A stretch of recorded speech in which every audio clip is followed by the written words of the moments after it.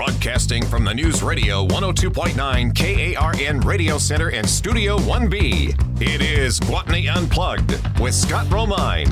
Hey, Scott Romine. Hope you're having a fantastic Saturday. This is one of the shows, I was excited when we had Catherine Bach, Daisy Duke on, and this ranks right up there with me. Our guest today is Barbara Outland Baker, and she is coming to us a little south of the border, I believe, but she was Elvis's, Elvis, I say Elvis.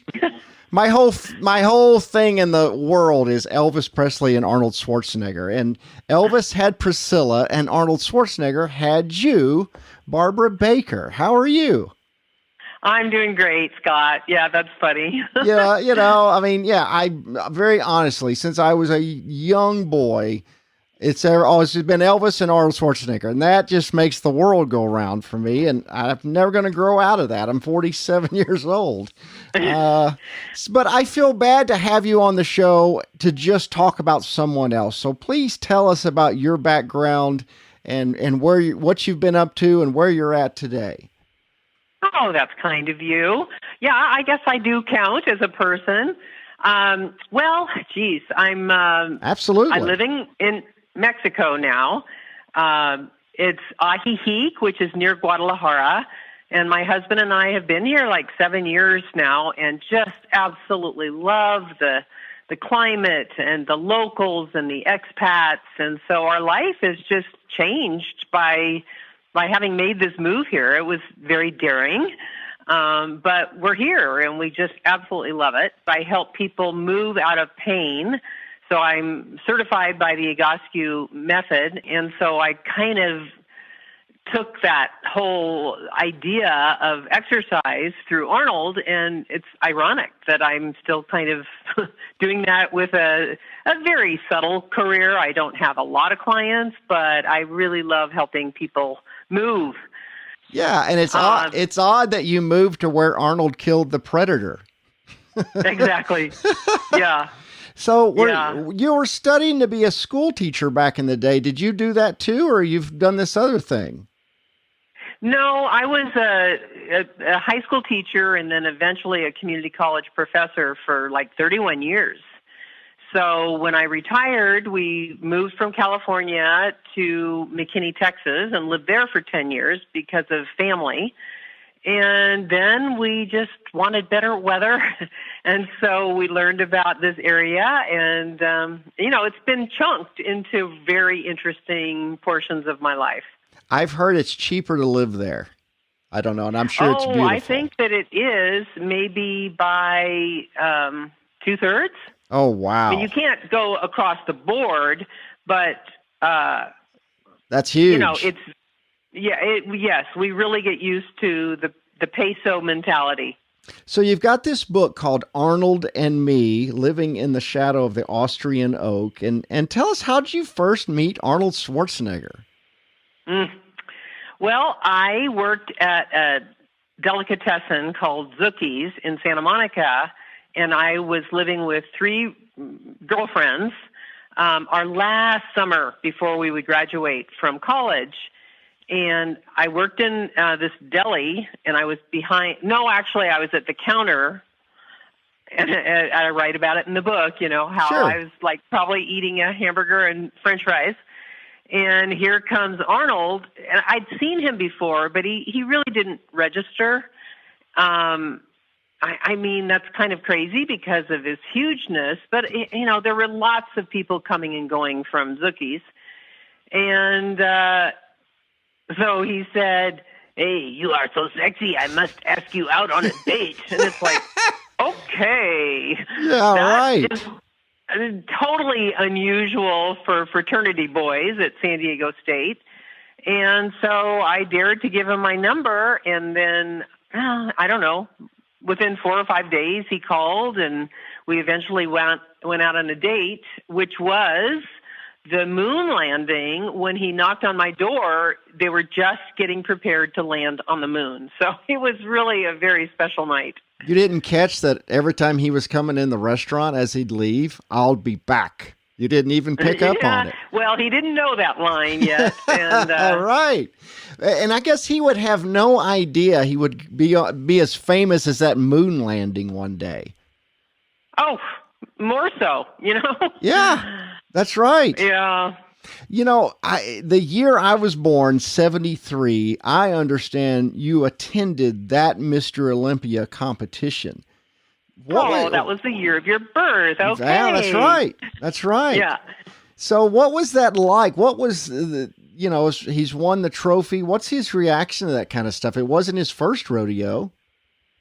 No, he'd won before, but he was really moving into the intensity and the passion and used to winning. And, it was just such an intense time.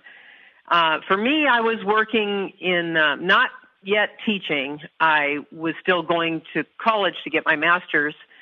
And so I took a break and took a vacation with him. And it was just so exciting to be in New York. And so there we are in the contest. And I really have to say I preferred Arnold for his being rather than his body, although I absolutely grew to love his muscles and his body, and I appreciated the sport of bodybuilding. But I wasn't like that astute with the striations and the cuts and the names of the muscles. But I could see greatness when I saw it, and I think he was definitely the best. And yet it was fun to meet the other competitors there. It's his personality that carried him far past the muscles. Yeah, it did. You know, the drive. I understand that when he won the trophy, he was just like, okay, wait till next year. Like it wasn't even celebrated, really. Yeah, that was his typical response. And I think that is so typical when somebody is so driven and a perfectionist. It's like, wait till next time. That's unreal. You just wait. You're number one now. No registry, yeah, which will probably come years and decades later. It's like, I really won all of those titles, and I don't even remember experiencing it. Yeah. So that was kind of it. He just was living into the future of the next moment, the next contest, the next pump that he'd need to do to build the muscles to win the next contest. Of course. Yeah. So you're with him like 6 years or whatever. Did you follow whatever diet he was on? Did y'all eat the same type things? Was it very scientific like it is now? Well, he was very much into nutrition. I remember one of the first things he said when he met, actually that first night of the moon landing, my roommates were there, and he said, "Girls, sugar makes you fat." And so he had a little bit of a sweet tooth, but he really was very good about nutrition. He mostly ate protein, tuna, meat, cottage cheese, tomatoes, salads. And a lot of it, lacking I'm sure. the carbohydrate dressing. And he rarely drank, and occasionally he'd have an apple strudel, but he really was into nutrition. I, on the other hand, was a sugar addict, and so I really suffered from, the highs and lows in my blood sugar, and I wish I had followed his regime, but it's hard to do. It took me a while to kind of catch on to that. And there's a lot of sweets, I think, I've always heard, that come from Austria, so must have been tough to avoid that kind of thing. Well, he was used to really the apple strudel. I mean, that was like the dominant thing. And but he really trained as a young boy, so he already knew that eating a lot of sugar would not help him. Now, supposedly, he was, fat when he went to Germany and he went to Florida. Right. I mean, fat means like what, about a quarter inch of skin showing on the bones. But he really learned from Vince Gironda in a gym that you can't do this. You have to get lean and mean, and that's how you're going to lose this extra skin that's covering your striations, I got to take a quick break. We're talking with Barbara Baker about her book, Arnold and Me. We'll be right back here on Gwatney Unplugged.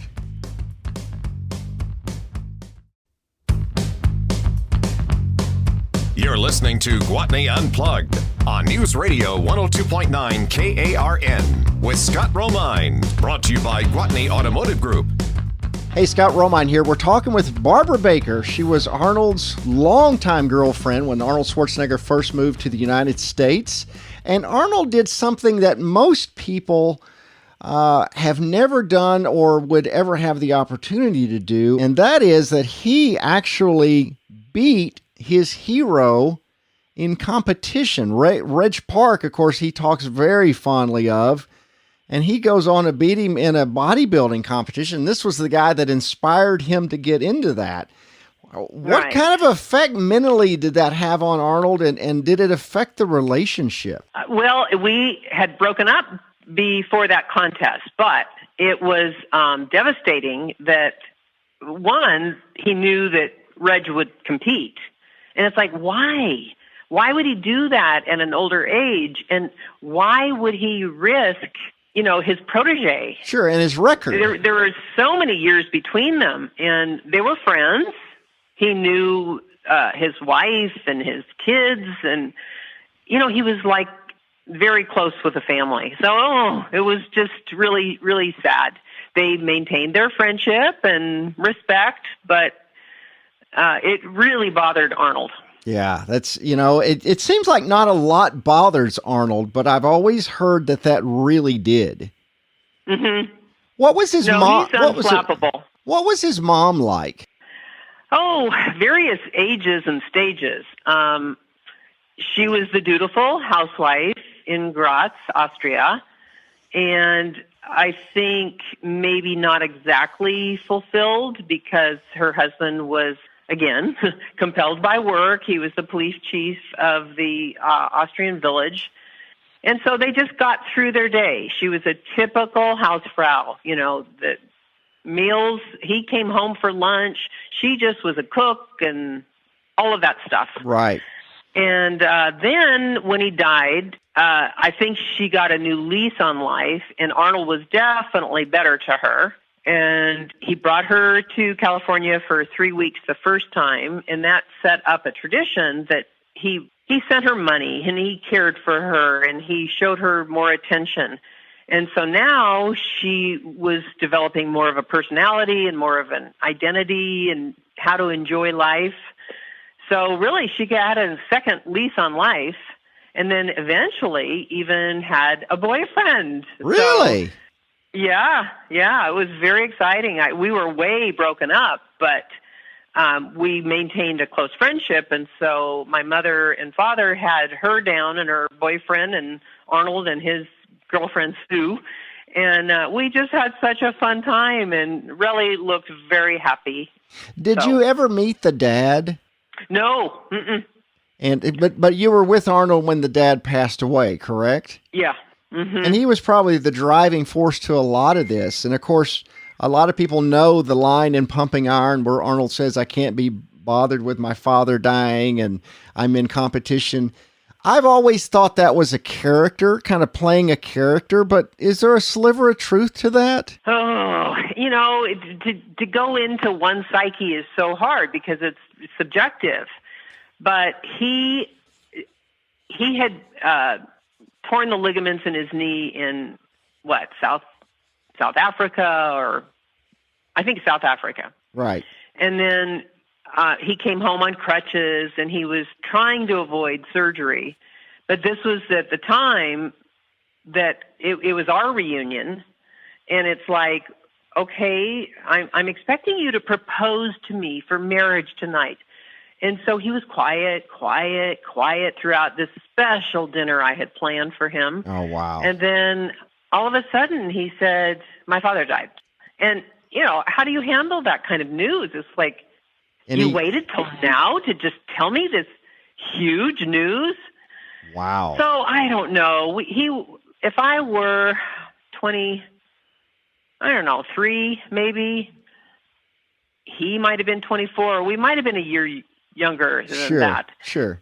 So, of course, you're not at your full emotional development. He'd had a really rough relationship with his father, who set up the boys to be competitors. So it wasn't like he had this sweet, devoted, respectful love for his father. Sure. And the dad was kind of so, the drive that created this drive in Arnold, I'm sure. Yeah, it was by negative. It's like, I am going to show you that I am worth loving, because he never got the attention, the emotional fulfillment from his father. And so why would he really go out of his way to go back to the funeral? It wasn't like a loss, because he had been in Munich. He'd been in the Army before that, and then Munich. I mean, there were so many years, probably at least 3 years, of not living at home. I might be wrong on my math, but it'd been significant. And so he wasn't used to his father anyway. Yeah. And he wasn't used to that his mother needed attention. And remember that his brother had died kind of a year before. With a car wreck. So I was surprised that he didn't go to support his mother. But again, his mother was in the distant past, and she was submissive to Gustav. And so he just kind of, I think, wrote his hands of them. It's like, look, they've never supported me. I'm in the throes of pumping out for this contest, so let's just not go to the funeral.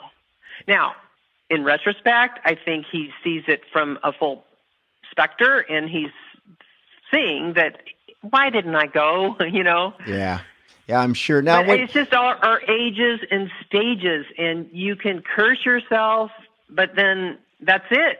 That's what you did. He just wasn't that mature at the time. I mean, he's just a very young man. And when you actually went to Austria, I understand, were you actually going to the house that is now a museum, the Schwarzenegger Museum? Yeah. Really? Yeah.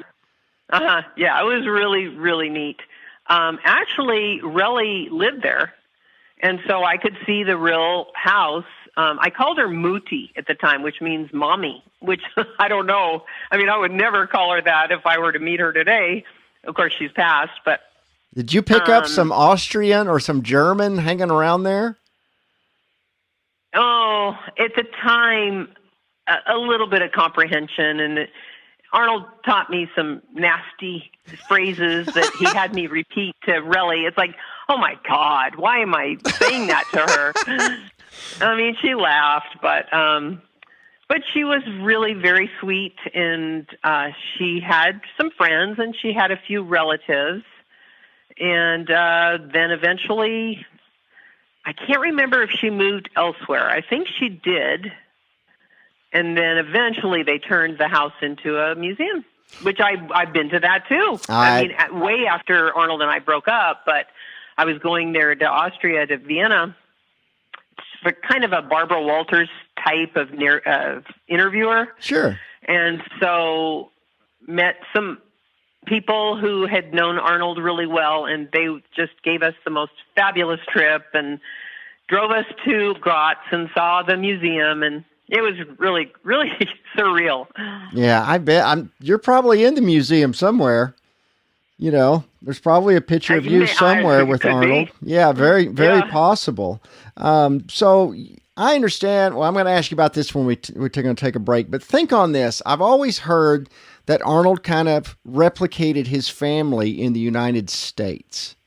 So I'm sure you've got some insight on something like that. Be right back here on Gwatney Unplugged. You're listening to Gwatney Unplugged on News Radio 102.9 KARN with Scott Romine. Brought to you by Gwatney Automotive Group. Hey, Scott Romine here. We're talking with Barbara Baker. She has got a book. It's on Amazon. It's called Arnold and Me, Living in the Shadow of the Austrian Oak. She was Arnold Schwarzenegger's first longtime girlfriend when he came over from Austria. And I wanted to ask you about, I've always heard he kind of put together a family once he got here because he knew no one. And you were kind of there from the beginning. So tell us about, basically, I would say Franco was like his brother. Yeah, right. Well, he had been here maybe 8 or 9 months before we met, and Franco was not here yet. But he did have Joe Weider, and that was his boss. And Joe was a brilliant businessman, very shrewd, and apt to come out on top of the deal. But somehow Arnold really was able to cut through that and become a peer. Yet he had a respect for Joe, and Joe really loved Arnold. They would fight and all of that, but they really cared for one another. Well, okay, then I step into the picture, and then Joe gets to know me, and then within weeks, he had arranged for Arnold to also work for Weider, and then he picked him up at the airport and lived with him in his tiny little apartment in Venice Beach. And what was he like? What was Franco like? Because, he was a world-class bodybuilder. And for our listeners that are not very familiar, look up Franco Columbu. He was Arnold's best friend. And he appears in tons of Arnold's films. He's in Conan and makes appearances in The Terminator and stuff like that. But tell us what he was like, because we lost him not a year or two ago. Right. That was such a shock. So they had been really close friends in Munich, and Franco had been a bricklayer in Sardinia. I think he still made his little side jobs there in Germany. It's hard to make money when you're a bodybuilder and you eat so much food that's so expensive. Oh, yeah. So he somehow made enough that he could build the muscles of a short man. He really was in the short class. Arnold was in the tall class. So in one way, they weren't direct competitors, but they had this mentality of just making their body into a Michelangelo statue, and they both had the drive, the discipline, the genetics for it. Yes. And they would spur each other on. And so to go back to your original question, he really was the idealized brother. And he looks, he was even built very similar to Arnold, just shorter. Yeah, shorter. The legs were different. Franco was a little bow-legged. Right. And Arnold was a little pigeon-toed. So the legs were different, but they could work out in the same way, and they could do donkey curls sitting on each other's back and up and down to build the calves. So it was really a beautiful friendship. It definitely was beyond friendship. It was definitely like brothers. And so then Joe was the father, and Franco's the brother, and then Joe pulls this theory on Arnold. It's like, you have recreated your ideal family. Yeah, that's true. You have Barbara, the ideal mother. And so I think that's how it went for 6 years, that he really had this cozy, friendly, supportive network of who he wanted to have as his father, his mother, and his brother. Did you guys talk about marriage, or was it just something he avoided even discussing? Well, I forced it. And so we talked about it. Again, with time, I can see where we were. He was European. They don't marry as early. Really? He had this idea in his head that his father married later in life, so he would too. Mm-hmm. And he did. But he wouldn't tell me all of those truths because I don't even know if he knew them. He just knew, why are you bugging me about marriage? Because we have the best relationship of anybody I know. So let's leave it at that. Well, I'm thinking I'm 24, I'm 25, I'm 26. Sure. Come on, I want to have babies, Sure. little lederhosen babies. And none of that would penetrate. And he just kept saying, okay, this time next year, I'll get through that contest. Or it was one excuse after the other, and I believed them. I mean, you got to take credit where credit is due, and I just did not want to get out of the relationship until I did. Well, I mean, he's Arnold Schwarzenegger, I mean, yeah. That had to have been difficult on its face because, I mean, there's a ton of women that are into I'm sure what he looked like at the time. And I don't know, that had to have been very tough, just dealing with that. It was hard because I adored him. I loved him. I respected him. I felt so peaceful in his presence because of the strength, and I just couldn't imagine a replacement. And indeed, that was like impossible. Yes, like you say, women just dig him. They like either the muscles or they like the money, the acting. I mean, it was very easy to continue to evolve for Arnold and then just be a magnet for anything or anybody he wanted. And so I've learned to live with it myself. Yeah, it was hard. Very, very hard. Very tough. But I don't know. I had enough confidence, probably incorrectly, but I just believed how good our relationship was that why would he leave this? Sure. I'm everything to him. Why would he leave me, Yeah. Well, Go ahead. Go ahead. Well, I was going to ask you about something that, you would have insight probably that's kind of topical, and that, Arnold's very, very public about, using steroids back then and that it was legal. And were you kind of aware of that, or were you ever concerned, Arnold, this might not be good for you? This might be unhealthy or hurt you down the road? Yeah. Yeah, it was definitely a subject of consternation on my part. I mean, he's natural, but you make exceptions when you think this is going to make my muscle grow. That's right. And yeah. So even though it wasn't really natural, he was willing to take shots, and I just fought it every way I could. But, how are you going to win with somebody who is so determined as he was to win? Now, by today's standards, it was bad enough then. But, oh, my God, I think what guys do today, what do they call them? Cocktails, right? Human growth hormone is the thing today that wasn't really a thing in Arnold's day. Right. And, I mean, they mix this and that. So, thankfully, he didn't suffer from that. But I think that he's very healthy. And I think that, he may not have to suffer any consequences. Right. A lot of those guys have died very young, because they got into taking it way too much. And thank God we've still got Arnold around. He's had a few heart issues, which sometimes that is associated with those type of drugs, but he still seems to be in awesome shape.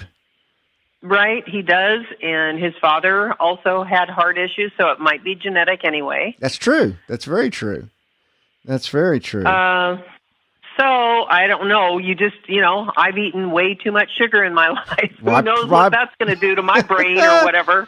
I promise you, I have, definitely. Hey, we're going to take a quick break. We're talking with Barbara Outland Baker. She is the longtime girlfriend of Arnold Schwarzenegger when he first got to the United States. Check out her book on Amazon, Arnold and Me, Living in the Shadow of the Austrian Oak. We'll be right back. You're listening to Gwatney Unplugged on News Radio 102.9 KARN with Scott Romine, brought to you by Gwatney Automotive Group. Hey, we're back here talking with Barbara Baker, Arnold Schwarzenegger's first longtime girlfriend. For 6 years, she was with Arnold through the Mr. Olympia days and all that kind of good stuff. The book is on Amazon, Arnold and Me. Are there other places people might look for you and pick up the book? Ooh, I don't think it's in bookstores anymore. I think that unfortunately, Amazon kind of owns our lives, but I think you can get it on Kindle and in paperback. I wanted to ask you about a few things that you knowing him like you do, things that me, being a super fan of Arnold, would want to know. Why do you think he didn't go to Franco's funeral? Is that a similar thing like the dad, or is that just too hard for him? Well, that's news to me because I was sent an invitation, and Arnold and Franco's wife had sponsored the funeral at like a Catholic church in West Los Angeles. So I completely assumed that Arnold had gone. Are you sure he didn't go? I had read that there was a funeral in Italy, and that Arnold Arnold didn't go. That's what I had heard. Oh, well, that could be immediately. This was a little after I lose track of time, whether it's weeks but it was like 3 weeks, but it was a huge funeral in West Los Angeles, and I think. Oh, I'm sure Arnold would have been at that one. Right. Yeah. I'm sure Arnold would have went to that one. He could have been on making a movie and couldn't get away because I know that he was doing something in Germany when we last talked, and I just was so compassionate for what a loss he had, and so he knew about it. He was just, I think, very sad to the point that he couldn't even talk about it. I can imagine. It wasn't like he wouldn't have gone. Right. Well, I had to ask you, because, you hear about, like, William Shatner didn't go to Nimoy's funeral, and you got to wonder, that's the same type relationship to me in my mind. So, yeah, maybe logistics I just don't didn't have allow. any, I don't know. I just think that maybe the timing was such, maybe it was a tiny little Italian funeral for immediate family, and could be. I don't think Arnold now speaks Italian, so maybe it was just, that's for family. Could Italian, be. and I don't speak it. I'm sure there's something that is way beyond him not going to Meinhardt's funeral, know? Oh, I'm his brother. Sure. Did it surprise you, the whole story that come out with the housekeeper thing? It bothered me, but I think the public is kind of past it. Did you see something like that happening long before it did? Oh, it's always that ugly conversation of Arnold having a prolific sex drive.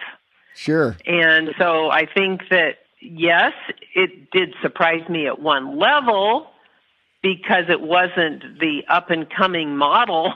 It wasn't like her looks. It was just because of convenience. Sure. And I just thought he didn't think through that well at all. And, to devastate Maria like it must have, and he's made it up to the kid. He's very, very good as a father. And I think he's bought a house for the mother. And yep, he sure did. And the son is bodybuilding now. I know. I know it. It's just so weird. And he's looking like his dad, too. So, I follow him, and that's very exciting. It kind of hurts my heart in a way that, and I'll just ask you, I've always wondered why I've never seen a photo of that son with the other children. Is it because they don't accept him, or is there some other reason that you think there's no association there? It seems so separate. It's unfortunate to me. Well, I'm like you. I'm not in the inner circle, so I really don't know. I've had the same thoughts, and I think that it would be very difficult for the children to accept that their housekeeper that they really had loved and adored, and, that the betrayal was so huge. Well, and maybe they've met. I don't know. I just think that either you make a decision to forgive and forget and move beyond, or you just don't have that in you, or it's not time yet, or they have met him. I mean, I just don't know. But certainly Arnold, they know his father has a really active relationship with their half-brother. Oh, yeah, big time. I mean, he is an incredible father to all those kids. It kind of hurts, I think, that they don't accept him or something is there because, you know, forgive and forget and move on and have another brother, and it would be a good thing if all the Schwarzeneggers. And I think that Marie might be happy. So it's not like in defense of their mother that, oh, I can't go there because it would kill my mother. So again, those complications are so extreme with dynamics that I just am not on the inner circle. I understand. It's funny you having that lifetime experience of trying to get him to get married. And then later in life, he goes through that, and it seems like years later, he never got divorced. Yeah. You know? Yeah, I mean, that's what I understand. Yeah, I don't think they ever it's not official. Nope, I don't think they ever actually got divorced. So who knows? Another thing I would ask you, maybe you would have some insight. I've always heard that Arnold was offered the role of playing the Incredible Hulk before Lou Ferrigno was. Oh, I don't know. I don't remember that, and I mean, I know Lou well, so I could ask him, but that was. Were they buddies? After. Were they buddies back then, or were they fiercely competitive as we see in the film? Yeah, well, I think that the competition was an impediment to the relationship. Now they know each other; they're buddies. They can walk the same circle sometimes, but I think in terms of closeness, there was just not the roots that make for a good friendship. Sure. Does Arnold keep up with his nephew? He because his brother that died, I know, had a son, I believe, in Austria. Mm-hmm. Yeah. Yeah, what a darling child. I mean, we met him in Austria, and it was just easy to fall in love with Patrick. Well, then Erica died, his mother. And so Arnold just stepped in. Oh, yeah. I mean, what a tragedy for that whole family. I don't know if it was high school or college, but he definitely started taking over the finances when he needed to. And so Patrick came to, I believe, UCLA and went through his undergraduate work and then his legal work. And so he's a lawyer, and it seems to me that he is definitely one of the lawyers within Arnold's sphere of lawyers. That's awesome. Tell me, what is your favorite Arnold movie?